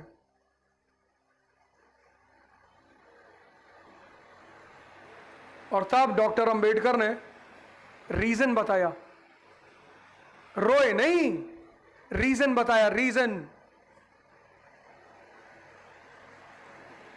कहा सर फाइनेंशियल प्रॉब्लम है सर। ये नहीं कहा मैं गरीब हूं, बोला सर फाइनेंशियल प्रॉब्लम। तुम बार बार कहते हो गरीब है गरीब है गरीब है, हो जाओगे, तुम्हारा सॉफ्टवेयर में अंदर चला जाएगा, वो तुमको गरीब बना देगा। बोले फाइनेंशियल प्रॉब्लम है, बताया। तो बारकर ने कहा ठीक है, कल से मैं परमिशन दूंगा लाइब्रेरी में बैठने की, पर शर्त एक है, तुम दोपहर का खाना मेरे साथ खाओगे। इसीलिए आज वो भगवान है, क्योंकि उनको पता चला कि शिक्षा एक शक्ति है, ज्ञान एक शक्ति है। और फिर इस दुनिया के जितने भी दबे कुचले लोग हैं, सबको उन्होंने नारा दिया कि शिक्षा शेरनी का दूध है, जो पिएगा। दूसरा शक्ति शस्त्र, वेपन। भाई ब्राह्मण्स ने ज्ञान पकड़ लिया, क्षत्रियों ने शस्त्र पकड़ लिया। और तीसरी शक्ति कैपिटलिज्म, पैसा, मनी, अंबानी, मुकेश अंबानी। ये 3 ही शक्तियां हैं, और 3 जिसके पास नहीं है, तीनों में से एक भी नहीं है, वही शूद्र है। शूद्र कोई जात थोड़ी है, शूद्र कोई वर्ण थोड़ी है। जिसमें पास इन तीनों में से कोई शक्ति नहीं है वो शूद्र है। शूद्र यानी सर्वेंट। डॉक्टर अंबेडकर ने एक शक्ति पकड़ी, ज्ञान, आज भगवान है वो। शिवाजी ने एक शक्ति पकड़ी, शस्त्र, भगवान है। एलन मस्क ने एक शक्ति पकड़ी, मनी। किसी थर्ड वर्ल्ड कंट्री की हिम्मत नहीं कि उसके किसी प्रपोजल को मना कर दे। सरकार बना रहा है यूनाइटेड स्टेट्स ऑफ अमेरिका में, इंडिया की तो बात ही छोड़ो, कॉन्सेप्ट्स। जिसके भी कॉन्सेप्ट्स क्लियर हैं उसके लिए पढ़ाई मजा बन जाती। तो क्यूरियोसिटी, कनेक्टिविटी, कॉन्सेप्ट। और अगर पढ़ाई मजा बन गई तो चौथी चीज अपने आप पैदा हो। इसके लिए आज आप स्ट्रगल कर रहे हो, उसका नाम है कंसिस्टेंसी। मैं कोचिंग में था तो एक साहब ने मुझसे आके कहा कि सर कितने घंटे पढ़ना चाहिए। मैंने कहा गर्लफ्रेंड है, बोले नहीं है। मैंने कहा तो नहीं बताएंगे। वो गए मैनेजमेंट के पास, मैनेजमेंट से शिकायत कर दी कि सर मैंने ओझा सर से पूछा पढ़ने के लिए, एंड ही वाज सेइंग कि you should have a girlfriend and I am not here for a girlfriend, I am here to study, my father has given money to study. Management को लगा हाँ यार बात तो सही कह रहा है। मैनेजमेंट ने तुरंत एक स्लिप लिखी, मैं क्लास ले रहा था, उस पर लिखा था अर्जेंट, बुलाया ऑफिस में। तो हमारे डायरेक्टर ने कहा कि Ojha why you talk all these students. अरे मैंने कहा क्या हुआ सर। बोले तुमने उसको बोला गर्लफ्रेंड बनाने के लिए। तो मैंने लड़के की तरफ देखा, मैंने कहा बोला है। कहा नहीं बोला तो नहीं है, पर मतलब तो आपका यही था। मैंने कहा वाह बड़े बड़े मतलब निकाल लेते हो। मैंने कहा बेवकूफ, मैंने तुझसे इसलिए पूछा था गर्लफ्रेंड है कि नहीं क्योंकि यही बगल में तालकटोरा स्टेडियम है करोल बाग में, वहां पेयर सुबह 8 बजे मॉर्निंग में पहुंच जाते हैं और रात 8 बजे तक बैठे रहते हैं, 8 AM to 8 PM, और कुछ नहीं कर रहे हैं, लड़की गोद में बैठे उसका बाल दिन भर घुमाए जा रहे हैं, वो नहीं पूछते कितने घंटे बैठे।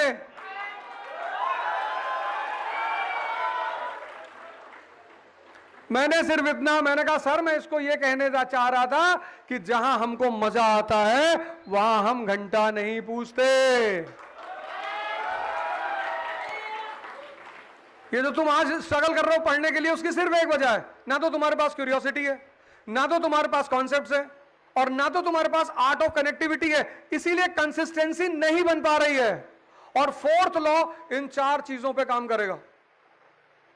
क्यूरियोसिटी पे कोई तैयारी नहीं, कोई IAS की कोचिंग कुछ नहीं। Fourth law is not a coaching, वो कोचिंग है ही नहीं। Fourth law is only a technique of wisdom, जिसमें हम 4 काम करेंगे। मैंने कहा पहली 2 क्लास होगी बुक्स पे बेस्ड होगी, दूसरी 2 क्लास होगी वो मूवी पे बेस्ड होगी, मैं आपको मूवी दूंगा और उस मूवी से बेस्ड क्वेश्चंस होंगे जो आपको मुझे बताना होगा, और तीसरी जो 2 क्लासें होंगी वो लिटरेचर पे बेस्ड होंगी, मैं आपको नॉवेल्स दूंगा हिस्टोरिकल, और फिर उस नॉवेल से मैं आपसे क्वेश्चन करूंगा। तो क्यूरियोसिटी, कनेक्टिविटी, कॉन्सेप्ट और consistency, this is the core objective of this program called fourth law. तो 4 बातें हो गई, महाभारत यानी चैलेंज, गुरु यानी रास्ता दिखाने वाला, education the source to develop wisdom, और चौथी फोर्थ लॉ। और लास्ट बात,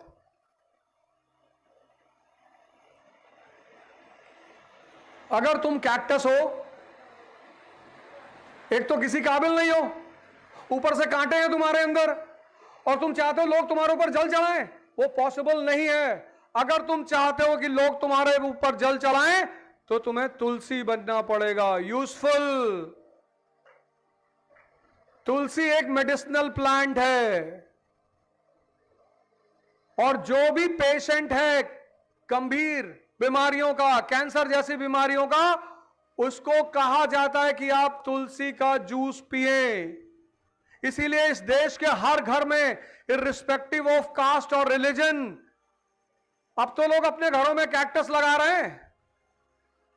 अगर तुम पुराने घरों में जाओ, गांव में जाओ, तो लगभग हर घर में तुलसी का पेड़ होता था, और सुबह सुबह तुलसी को जल चढ़ाया जाता था, क्योंकि तुलसी बायस्ड नहीं है कि मैं सिर्फ हिंदू को सूट करूंगी मुसलमान को नहीं करूंगी। वो प्लांट है, वो यूनिवर्सल है, और जो भी तुम्हें फायदा दे रहा है इस दुनिया में। तुमने कोई गाना सुना लीवर के ऊपर, किडनी के ऊपर, पैनक्रियास के ऊपर? तुमने कभी किसी को कहते हुए सुना कि तुम मेरे किडनी में रहते हो? या तुमने कभी किसी लड़की को सुना कहते हुए कि तुम मेरे पैनक्रियास में रहते हो? सब कहते हैं दिल में रहते हो, दिल में। लीवर फेल हो जाए तो ट्रांसप्लांट हो जाए, किडनी फेल हो जाए ट्रांसप्लांट हो जाए, पैनक्रिया का ट्रीटमेंट है, लेकिन हार्ट फेल हो जाए तो आदमी मर जाए तुरंत। जिसकी जितनी यूटिलिटी उसकी उतनी कीमत, यही सिद्धांत है। अगर तुम चाहते हो कि लोग तुम्हारे ऊपर भी जल चढ़ाएं तो तुलसी जैसा बनना पड़ेगा, और उसके लिए लास्ट पॉइंट है शक्ति पैदा करनी पड़ेगी। और 2 सबसे आसान तरीके हैं, एक मेडिटेशन और एक योग। तुम अगर अपना माइंड पढ़ो, एक काम करो, एक डायरी बनाओ 1 हफ्ते के लिए, और जो तुम्हारा मन तुम्हें राय देता है उसको बस नोट डाउन करो। तुम दिन भर घूम रहे हो, तुम्हें कोई चीज याद नहीं दिलाएगा। जैसे ही तुम पढ़ने बैठोगे वैसे याद दिलाएगा कि पापा का बीपी हाई रहता है। तुम इसका फीचर देखो। तुम दिन भर जाओ, चंडीगढ़ घूमो, टहलो, मौज करो दिन भर, तुम्हें कुछ याद नहीं दिलाएगा, कुछ भी। जैसे ही तुम अपने रूम में पहुंचे, किताब खोली, रजिस्टर खोला, वैसे ही तुम्हें बड़ी क्रूशियल बात याद दिलाएगा कि बड़ी वाली बुआ ने मकान में हिस्सा मांग लिया है।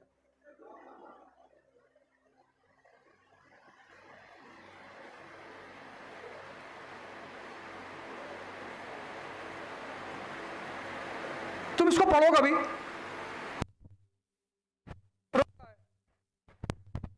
कई सारे लोग मेरे पास आए, लड़के रो रहे हैं, sir my girlfriend is not talking to me. ये तुम ऐड वाली चीजें देख के बढ़ रहे हो ना, इसलिए। इस देश में स्वयंवर होता है, स्वयंवर।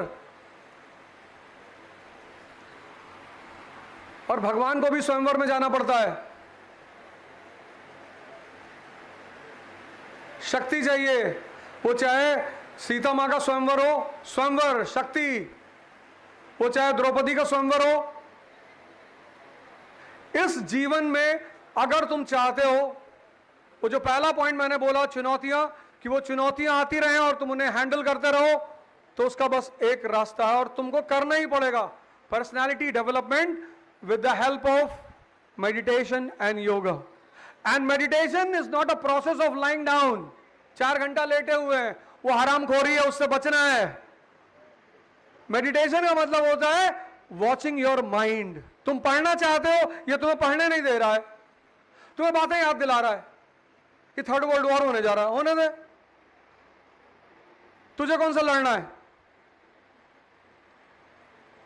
और अगर तुम अपने मन को गौर से देखो तो तुम्हें बहुत सारी बातें ऐसी याद दिलाएगा और जिनकी कोई वैल्यू तुम्हारी जिंदगी में नहीं है।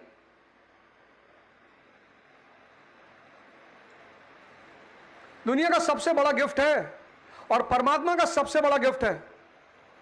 और जिसने अपने मन को समझ लिया, क्योंकि सारा फंक्शन इसी को करना है।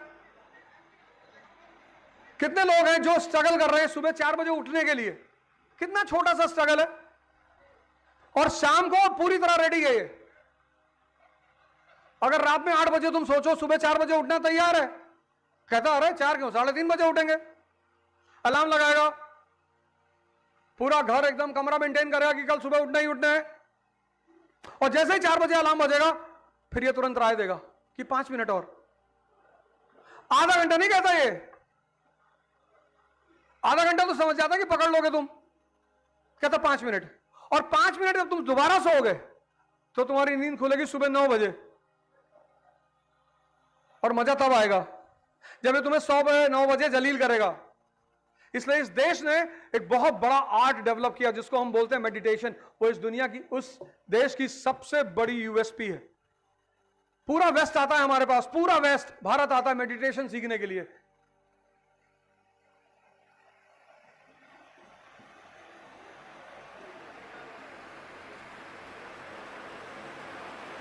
तो 5वीं बात, 5 बातें आज मैंने डिस्कस की। पहला महाभारत, दूसरा गुरु,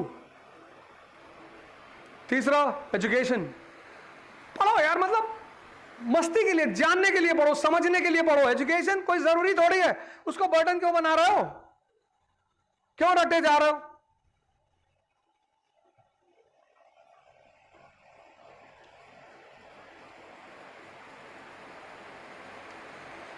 – 1922 में गांधी जी जेल चले गए 6 साल के लिए, उनको रिलीज होना था 1928 में। और जैसे ही गांधी जी जेल गए, कांग्रेस के अंदर झगड़ा होने लगा, 2 गैंग बन गई, 2 ग्रुप बन गया, स्वराजिस्ट और गांधीइट्स। एक ग्रुप कह रहा था हम इलेक्शन में जाएंगे, एक ग्रुप कह रहा था हम सोशल वर्क करेंगे, और झगड़ा शुरू हो गया। और कांग्रेस टूटने के कगार पे आ गई कि खत्म, अब टूट जाएगी। और गांधी जी को जेल में पता चला कि कांग्रेस के अंदर झगड़ा हो रहा है,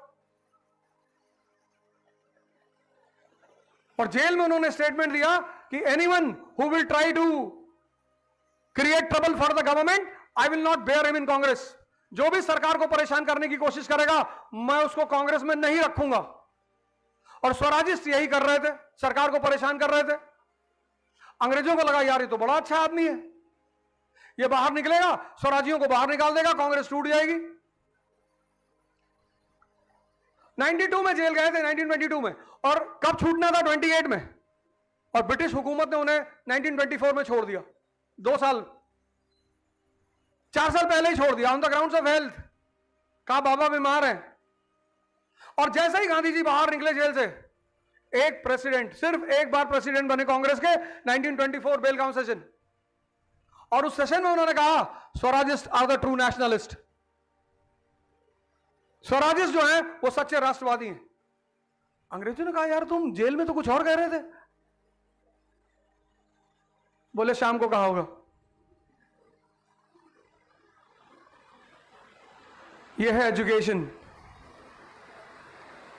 मिरेकल है, मिरेकल। तुम्हारे सामने अभी 14 अप्रैल एक आदमी का जन्मदिन मनाया गया। अब वो आदमी नहीं रहा, भगवान। किसकी वजह से? एजुकेशन की वजह से।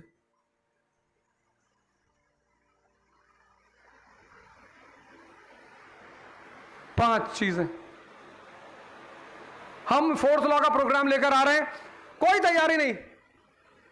और 6 क्लास में मैं आपको बता रहा हूं कि सिर्फ 6 क्लास में आपका पढ़ना, आपका सोचना, आपका एनालिसिस करना, वो सारा तरीका चेंज हो जाएगा। सिर्फ 6 क्लास, 3 महीने का कोर्स होगा, और महीने में 2 दिन होगा वो, और सिर्फ 6 क्लासेस, बुक्स, लिटरेचर और मूवीज, और 4 चीजें आपके अंदर डेवलप कराएंगे। क्यूरियोसिटी, क्वेश्चन पूछो।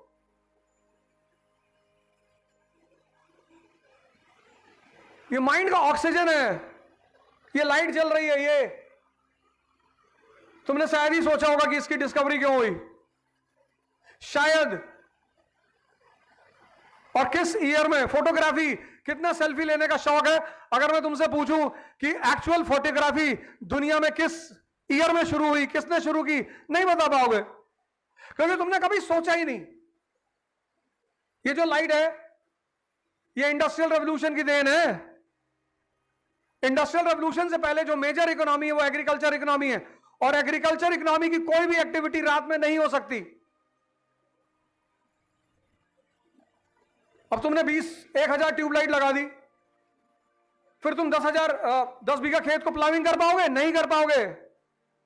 एग्रीकल्चरल एक्टिविटी सिर्फ दिन में होगी। तो जब तक एग्रीकल्चर इकोनॉमी थी तो इसकी जरूरत ही नहीं पड़ी। फिर वही formula, necessity is the mother of invention.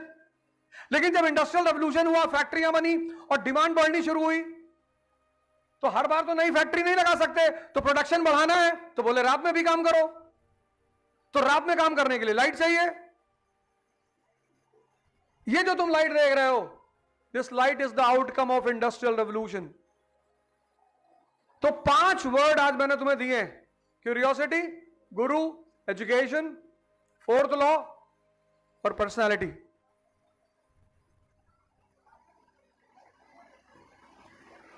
इससे पहले मैं सबको थैंक यू बोलूं, अगर आपको मुझसे कोई क्वेश्चन पूछना है तो आप पूछ सकते हैं, पर क्वेश्चन इजी पूछना है। टफ पे मैं सॉरी बोल दूंगा। माइक नहीं है भैया? माइक है?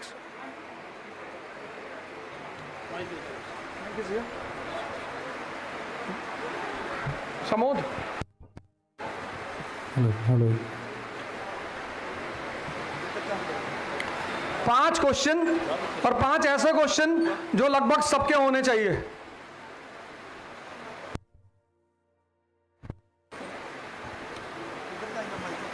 किसी का कोई क्वेश्चन? अरे पूछ लो भैया, कोई पैसा थोड़ी लग रहा है।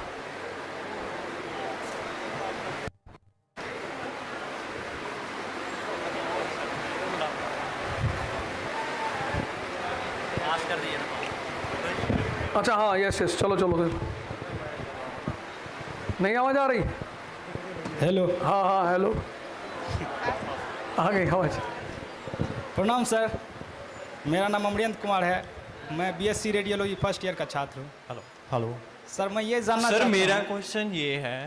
एक आदमी, एक मिनट, ये एक मिनट, हाँ जी, एक मिनट, ये सर मैं ये जानना चाहता हूँ कि सर अपने लक्ष्य को लेके अडिग कैसे रहे। जैसे सोशल मीडिया में मैं रील देखता हूँ सर, तो रील आ जाता है कि साहब नौकरियाँ तो सिर्फ एक है, वो है आईएएस की, बाकी सब सॉरी नौकरी, बाकी सब तो नौकरियाँ है। तो मेरा मन करता है कभी आईएएस बन जाए, कभी इनकम टैक्स ऑफिसर का वीडियो देख लिए, साहब भौकाल तो ये है साहब, ये करना चाहिए। तो मेरा मन करता कभी इधर चल जाए, तो फिर कभी मन करता सर टीचिंग करे, इसमें खूब पैसा, ऑनलाइन में हवेबाजी एकदम किए जा रहा है मास्टर साहब। तो इससे मतलब कैसे अपने आप को बचाए सर? मैंने शुरुआत यहीं से की कि I am a Complan boy. Yes sir. मैंने शुरुआत यहीं से की फेयर एंड हैंडसम। मैंने शुरुआत यहीं से की एक्स डीओ। लक्ष्य निर्धारित करना तुम्हारा काम है। आज की डेट में मैंने क्यों मेडिटेशन जोड़ दिया? अफगानिस्तान में डिस्ट्रैक्शन है ही नहीं। अगर तुम आज का अफगानिस्तान देखो, वहां कोई डिस्ट्रैक्शन ही नहीं है। टीवी है नहीं, मोबाइल अगर किसी के पास होता है उसका हाथ काट देते हैं, कुछ है ही नहीं, बाजार है ही नहीं, मार्केट है ही नहीं। अब एप्पल अगर अपना फोन लॉन्च करेगा तो काबुल में थोड़ी करेगा। अगर एप्पल काबुल में फोन लॉन्च करेगा तो मीडियम ऑफ एक्सचेंज क्या होगा? Rocket launcher, AK-47 hand grenade. लेकिन इंडिया में मार्केट है, मोबाइल, टेलीविजन, ये हमेशा तुम्हें एक पर्सपेक्टिव दिखा रहे हैं। कह रहे हैं अगर आप मर्सिडीज पे नहीं चलते तो आप बड़े आदमी नहीं है। तुमने देखा आज हमने पूरे समाज को, ये सारी मीडिया ने आदमी को एक पर्टिकुलर आइडियोलॉजी पर फोकस करा दिया है।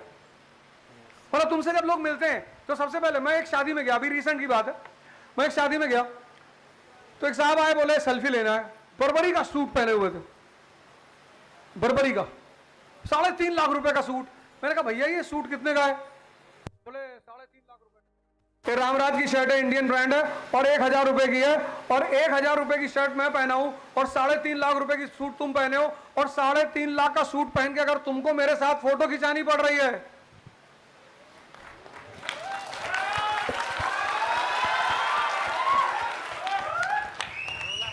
क्योंकि मेरा मन ब्रांड कॉन्शियस नहीं, ज्ञान कॉन्शियस है।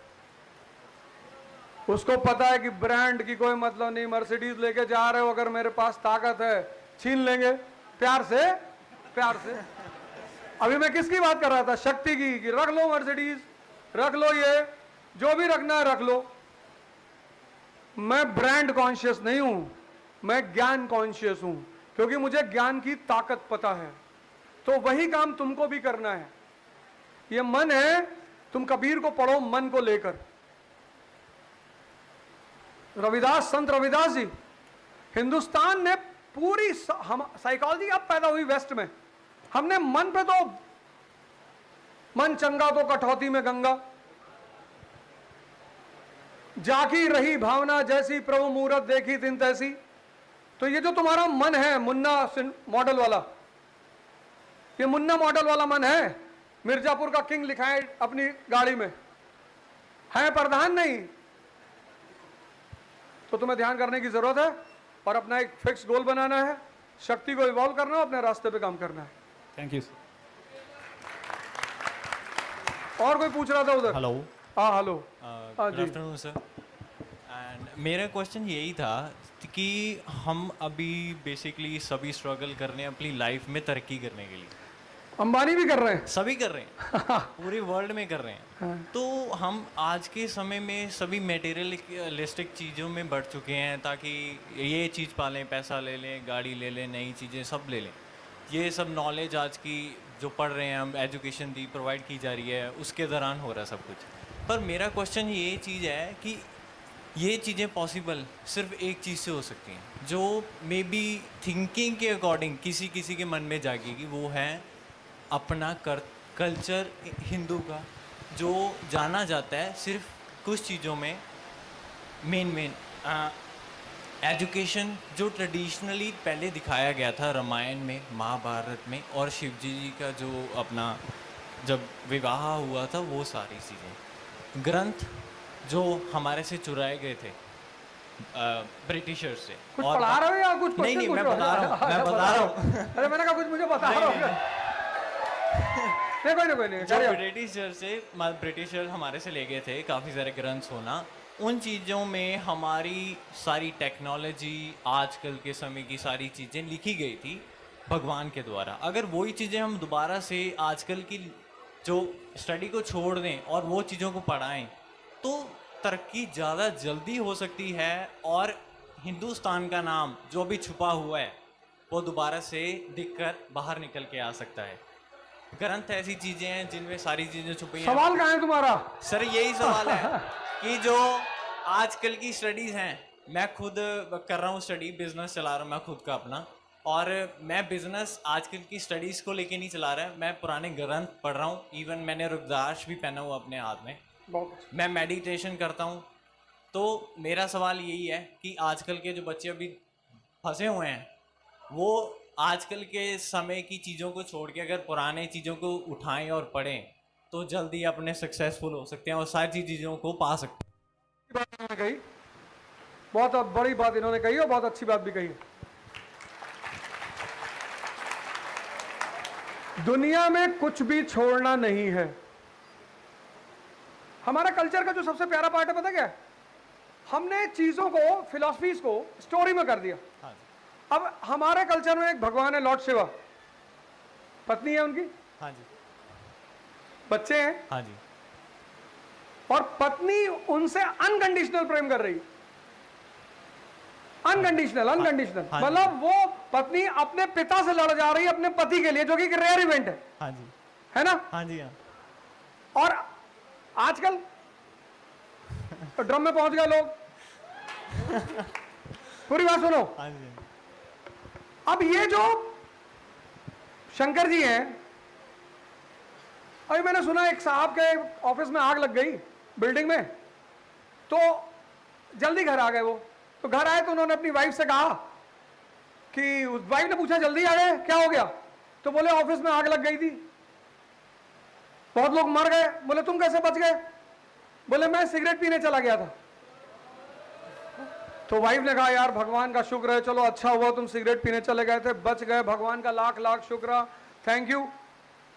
तो भी वाइफ ने टीवी ऑन किया तो टीवी में न्यूज चल रही थी कि फला फला ऑफिस में आग लग गई और उसमें जितने लोग मर गए सारे मृतकों के परिवार को 1-1 करोड़ रुपया दिया जा रहा है। वाइफ पलटी अपने आदमी की तरफ, बोली बदतमीज, ये तुम्हारी सिगरेट पीने की आदत कब छूटेगी? अब देखा, लेकिन ये बात पार्वती जी शंकर जी से कभी नहीं कहती। क्यों? शक्ति है, कुबेर को पकड़ लाए। सही बात। उनकी वाइफ ने कहा मुझे मकान में रहना है, बोले बिल्कुल रहना है। तो उन्होंने मकान ये नहीं बनाया बिल्डिंग, कुबेर को लेकर आए, कुबेर को। तुम क्यों न्यूटन को छोड़ोगे? तुम क्यों आइंस्टीन को छोड़ोगे? तुमको ना तो न्यूटन को छोड़ना है ना तो आइंस्टीन को छोड़ना है। हाँ।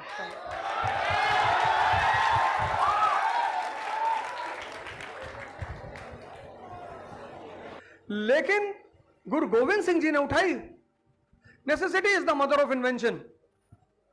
और उन्होंने सिखों को कहा कि आप बड़े बाल रखोगे और बड़ी दाढ़ी रखोगे। तो औरंगजेब ने यह सवाल किया कि ये जो सिख लोग हैं ये बाल बड़े और दाढ़ी बड़ी क्यों रखते हैं? तो बोले ये सेंट वॉरियर हैं तो सन्यासी, लेकिन सन्यासी योद्धा हैं। बोले क्यों? बोले धर्म खतरे में है, क्योंकि जब राज्य कमजोर होगा तो अपराधी सर उठाएंगे, और जब अपराधी सर उठाएंगे तो किसको दिक्कत होगी? समाज को दिक्कत होगी। तो जब जब समाज खतरे में आया और दुनियावी राजा फेल कर गए तो संतों को, पैगंबरों को, सन्यासियों को, शिक्षकों को तलवार उठानी पड़ी। तो अगर भगवान विष्णु बैकुंठ से उतरकर नीचे आते हैं अपने लोगों की रक्षा करने के लिए, यदा यदा ही धर्मस्य ग्लानिर्भवत भारत अभ्युत्थानम अधर्मस्तदात्मानं सृजाम्यहम्। क्या नाम है तुम्हारा? मेरा नाम नसरान है सर। निसार भाई, जब जब धर्म की हानि होगी मैं अवतार लूंगा इस समाज की सेवा करने के लिए। और किसका सवाल है भाई, प्लीज। और एक बात और मैं आप सबसे कहूंगा, पढ़ाई करो, एंटरप्रेन्योर बनो, बिजनेसमैन बनो, ऐसे बड़े बड़े इंस्टीट्यूट और इंडस्ट्रीज लगाओ, और तुम लोग भी फाइनली राजनीति में आओ। जब तक इस देश में तुम्हारे जैसे लोग राजनीति आना है, doctor Ram Manohar Lohia, PhD from Berlin university, politician, doctor B R. Ambedkar, PhD from 2 universities in the world, Philadelphia और ऑक्सफोर्ड। हमारे डॉक्टर बबनप्रीत जी बैठे हैं, मैं तो इनको भी कह रहा हूं आने के लिए। हमारे इंद्रजीत भाई बैठे हैं, ये हमारे बहुत अच्छे दोस्त हैं, और हम सब एक बहुत अच्छे मित्र हैं आपस में। मैं बहुत दिन से इनसे कह रहा था कैंपस में आएंगे, थोड़ा चर्चा करेंगे। वैसे इस कैंपस में, किसी भी कैंपस में टीचरों की कमी नहीं होती है, और टीचर सारे महान होते हैं, सारे टीचर श्रेष्ठ होते हैं, सारे। और भले ही, और मैं एक आपसे निवेदन करता हूं पर्सनली, जो मेरे माता पिता ने मुझे सिखाया वो मैं आपको कह के जा रहा हूं कि टीचर कैसा भी हो, कहीं भी आपको मिले, एक काम जरूर करो, उसे प्रणाम, नमस्ते, और अगर आपका संस्कार और धर्म अलाउ करता है तो आप अपने टीचर का पैर जरूर छुआ करो। 2 लोगों का पैर छूना कंपलसरी है। ये मेरे पिता ने कहा और मुझे बहुत फायदा हुआ। और एक फायदा मैं आपको बता दूं, मेरा बायोलॉजी का प्रैक्टिकल का एग्जाम था और मुझे बायोलॉजी में बी भी नहीं आता था, लेकिन चूंकि शुक्ला सर का मैं हमेशा पैर छूता था, तो बोर्ड के प्रैक्टिकल में बाहर के टीचर आते हैं, बाहर के एग्जामिनर आते हैं, तो उसने आते ही मुझसे पूछा व्हाट इज एंजाइम। मैंने कहा एंजाइम, अब पढ़े हो तब तो बताते हैं एंजाइम। तो मैंने शुक्ला सर की तरफ बोला, और एंजाइम यार देखो ऐसा है, वो पढ़ते हो तुम? बोले घर का लड़का है। 28 नंबर मिले थे 30 में से। वो तो नंबर है, नंबर के साथ साथ जो टीचर आपको देता है, जो आपको दिखाई नहीं पड़ता, वह है आशीर्वाद। अगर आपकी धर्म इजाजत देता है, आपकी संस्कृति इजाजत देती है, तो आप टीचर को पैर छुओ, जितनी बार मिले मां बाप और टीचर्स। और मैं आपको बता रहा हूं, आपको जीवन में बहुत फायदा होगा। तो हमने प्लान बहुत पहले से कर रखा था कि आएंगे, डिस्कस करेंगे, इंटरैक्शन। ये तो एक इंटरैक्शन, में तो चाहता था आप भी हमसे बात करें, कुछ सवाल करें, कुछ आपस में बातचीत हो, क्योंकि टीचरों की आपके पास कमी नहीं। और मैडम तो इतना सारे डिपार्टमेंट संभाल रही हैं, इतनी अचीवमेंट्स है इनकी, तो आप बहुत लकी हो कि आपके यहाँ इतने अच्छे अच्छे लोग हैं, इतने बड़े बड़े लोग हैं। लेकिन फिर भी कहते हैं ना, घर का डॉक्टर घर में काम नहीं आता। हमारे बच्चों को भी दूसरे टीचरों से ही पढ़ाना पड़ता है। हमसे वो कहते हैं अरे पापा यार तुम भी समझा करो यार। तो वो हम सबके साथ होता है, ऐसा नहीं है। तो और किसका सवाल है? सर मेरा एक सवाल है। एक, अच्छा हाँ, पहले आप कैसे हैं ये बता दीजिए। अरे बहुत मस्त है सर, मैं गुरु गोविंद सिंह महाराज और चाणक्य की धरती से आता हूं, तो मेरा उसी से रिलेटेड एक सवाल है आपसे। पटना से आते हो? जी सर। क्या बात है? तो मेरा एक सवाल है सर, राजनीतिक से ही रिलेटेड है। आपके हिसाब से राजनीतिक का पहला स्टेप क्या होना चाहिए?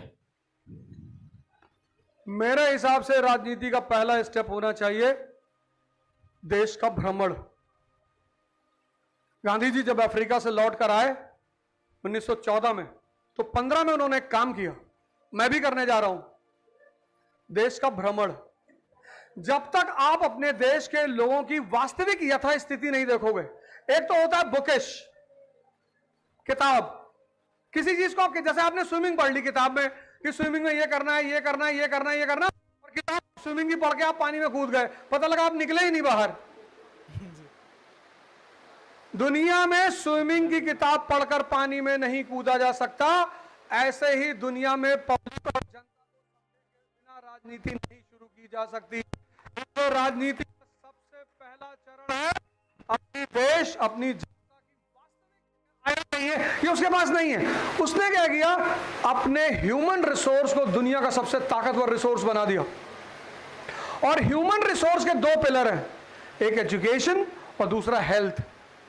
तो अगर कोई कंट्री अपने ह्यूमन रिसोर्स को मजबूत करती है थ्रू हेल्थ एंड एजुकेशन, तो उस कंट्री के ग्रो करने की संभावना बढ़ जाएगी। तो अगर कंट्री की क्षमता नहीं है तो कम से कम टैक्स फ्री तो उसे करना ही चाहिए। सर जी सेल्फी लेने हैं बाकी? ना अब मैं बताऊंगा, अभी सेल्फी मैं बुलाऊंगा, टेंशन मत ठीक लेना। है सर जी। तो मैं फाइनली आप सब लोगों को बहुत बहुत थैंक यू कहना चाहता हूं। मैं आपके कॉलेज मैनेजमेंट, आपके टीचर्स, प्रोफेसर्स, डीन्स। हेलो, अच्छा एक सवाल। सबसे पहले सर आपको गुड आफ्टरनून बोलना चाहता हूं मैं। हाँ बोलो बोलो, एकदम बोलो। बताओ। सर जैसे आपने बोले फर्स्ट में या तो कोई ऐसा बंदा है जो कोई क्वेश्चन पूछे, तो हम इतना बच्चे जैसे इतना लोग बैठे हुए, बट कोई मतलब 5-6 हाथ ही उठा पूछने के लिए। क्वेश्चन पूछने से पहले क्यों दिल धक धक धक धक करने लगता है, पैर कांपने लगता है, ऐसा क्यों होता है? माधुरी दीक्षित ने बताया धक धक करने लगा, मेरा जियारा डरने लगा। ये जवाब तुमको माधुरी दीक्षित से पूछना चाहिए था। अच्छा सर, एक और क्वेश्चन। जहां प्रेम है ना वहां धक धक भी है। पूछो, कोई बात नहीं। सर एक और लास्ट क्वेश्चन है, आप ही के सवाल से क्वेश्चन है, राजा कैसे बने? देखो जंगल में एक नियम है, सुन लो बड़ा। इन्होंने मुझसे सवाल कई बार कई लोगों ने पूछा। जंगल में एक नियम है और वो नियम है ताकत का। अब हिरन ये अगर आके पूछे मुझसे कि मैं राजा कैसे बनूं, तो मैं उसे कहूंगा बेटा तुम ना बन पाओगे। जैसे अखंडानंद मुन्ना से कहता है, गैंग्स ऑफ वासेपुर में वो विधायक जी अपने बेटे से कहते हैं ना कि तुमसे ना हो पाएगा। राजा बनने का एक ही सूत्र है। अच्छा सवाल है, कोई बात नहीं। और वो सूत्र है शक्ति का सिद्धांत। जंगल में सिर्फ इसलिए चुनाव नहीं होता क्योंकि शेर के सामने खड़े होने की क्षमता किसी के अंदर नहीं है। अगर जबरा शेर के सामने खड़ा हो जाएगा ना, वो फाड़ डालेगा शेर को। तो जब तुम्हारे पास शक्ति है तो तुम राजा हो, चंद्रगुप्त मौर्य की तरह। और अगर नहीं है तो ललित बनने की कोशिश मत करो, कुछ अच्छा काम कर डालो जीवन में। और लास्ट बात यह है कि आप जिस धरती पे रहते हैं, पंजाब में बहुत बड़ी धरती है, गुरुओं की जगह है, और कम से कम एक बार तो आप कोशिश करें हरमंदिर साहब जाने की। आप में से कितने लोग गोल्डन टेम्पल गए हैं कभी? अरे वाह, बहुत अच्छा, बहुत शानदार। तो आप कोशिश करें कि इस धरती पर अगर आप आए हैं, गुरु की धरती पे आप आए हैं, तो गुरु का जो सबसे पहला संदेश है कि अपने शरण में जाएं, ध्यान साधना करें, अपने आप को अंदर से ताकतवर बनाएं, अपना विकास करें, आप राजा बने, आपका परिवार राजा बने, आपका समाज राजा बने, और अंततः ये देश भी राजा बने। आप सबका बहुत बहुत धन्यवाद। Thank you.